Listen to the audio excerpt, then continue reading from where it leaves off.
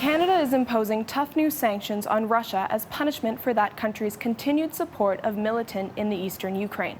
Prime Minister Harper says President Putin's failure to end his support to armed rebel groups constitutes a very real threat to international peace and security. The U.S. and the European Union have also announced similar moves to put political pressure on Moscow. Last week, Canada imposed tougher sanctions on arms manufacturers and energy and financial entities with significant links to the Russian government.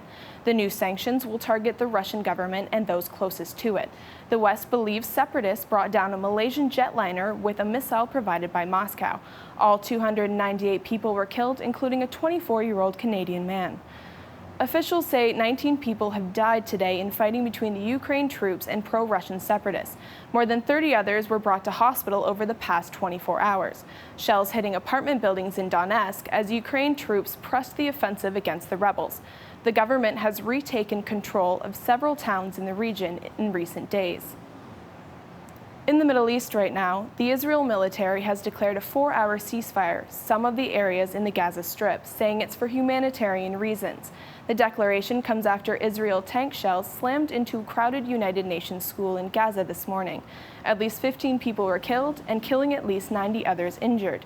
The school was being used as a shelter for war refugees.